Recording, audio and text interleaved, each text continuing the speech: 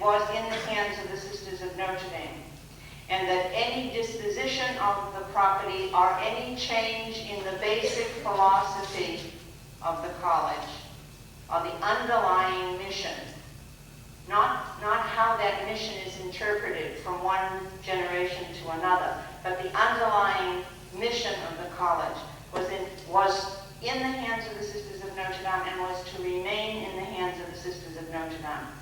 But that the day-to-day carrying out of that mission, establishing of the policies and making the kinds of decisions as to what space would be allocated for what and what basically decisions needed to be made in order to keep the operation going was entrusted to the Board of Trustees, which is a body made up of Sisters of Notre Dame and other collaborators, other people who share the same belief and the same vision of an institution such as this. I don't think it was ever the intention that the corporation be actively involved in the day-to-day policy making of the college. That function was left to the Board of Trustees. Principally, the system was set up so that in the ultimate questions about Emmanuel would be in the hands of the Sisters of Notre Dame and would remain in their hands. It's very interesting. I just spent, Helen Wright and I just spent 2 days down in Trinity.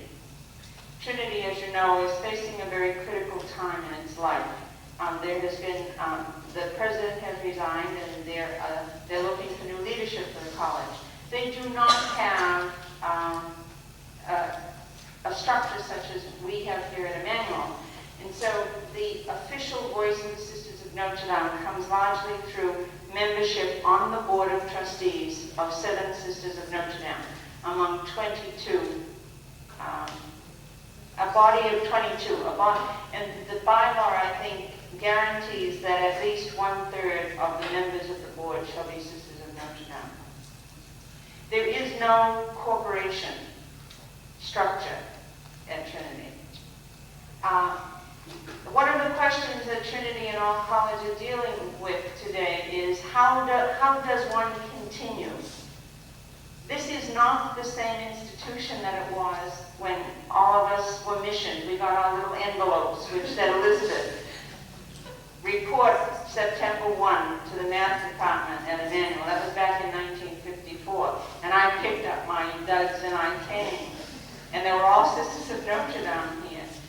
It's a very different world. It's a world, Emmanuel would not be here today did we not have lay men and women, people who believed in the same kind of things that we believe in, who have helped to make Emmanuel what it is today. We do not have among ourselves the expertise and all the answers. We need one another.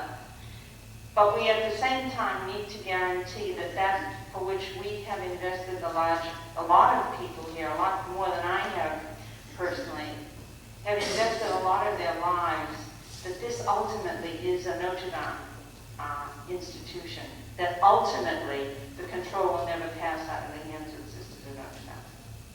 So that's my understanding of the system.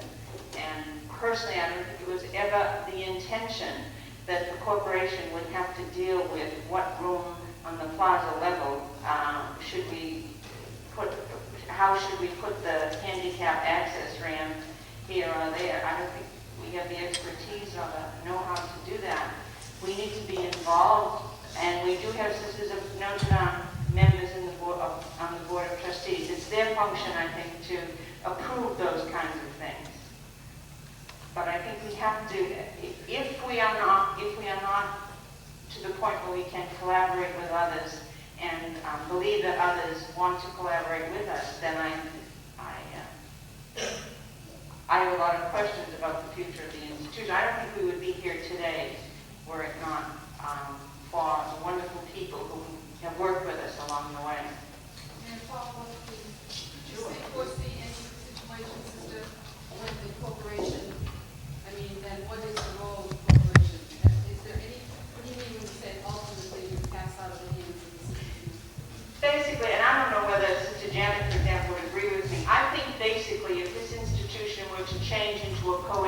institution.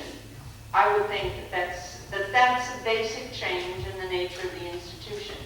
And so I would presume that the corporation would be involved in making that decision. Janet may want to say a lot more. There's nothing official in what I said. Speaking from the beginning, where's Sister Marion? I can't see her.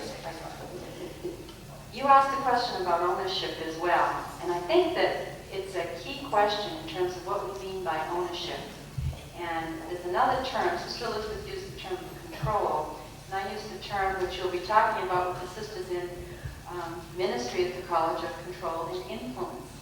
And I think that both of those are significant.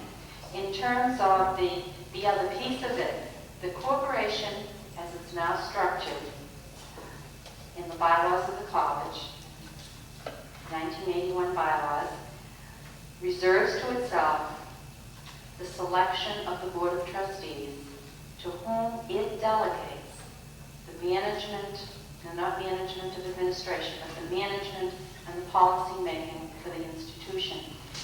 And those bylaws were changed and clarified, not easily, but they were done so that the corporation's role would be to appoint, select Board of Trustees to whom it delegated its responsibilities, the responsibilities of the direction of the institution. And then also it reserved to itself the responsibility for the sale of the major assets of the institution. Now I think it goes well beyond that. My hope is that what comes from today's discussions, particularly in the sessions following this as well, will be a clear understanding of what's meant by ownership. Because I don't think there's any one definition that works today. Sister Elizabeth made reference to what it was like when many people came to the campus.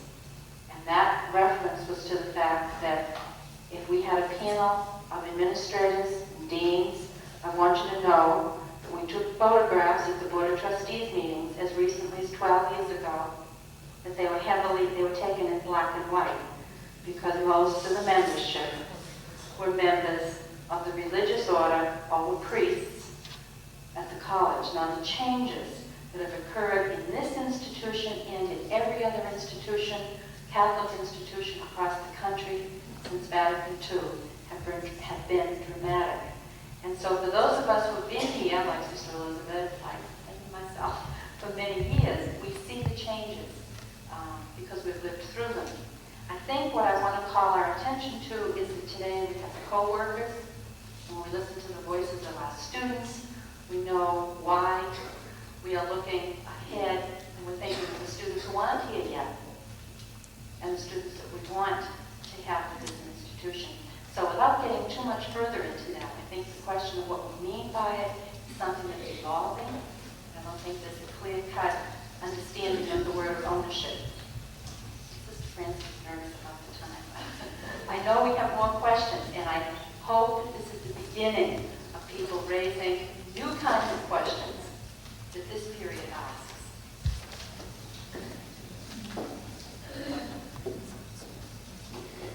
Any follow-up? Any further questions to a member on the panel?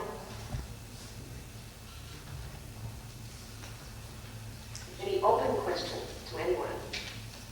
What we would like then for you to do on the evaluation sheet is, as you go through the rest of the afternoon, and topics are not covered that concern our relationship with each other and the mission of Emmanuel, we would like you to put those down for us. This committee, I think, is an ongoing committee where we will establish an agenda that will take care of what we are about and how you can interact with us. One point that I would like to draw your attention to, and that is the Alum Day display downstairs in this building. Anne Fleming has done, and her staff, has presented Emmanuel through the years on the lower floor in the library. Some of the pictures are there as well. Thank you very much, and we'll move to the next session.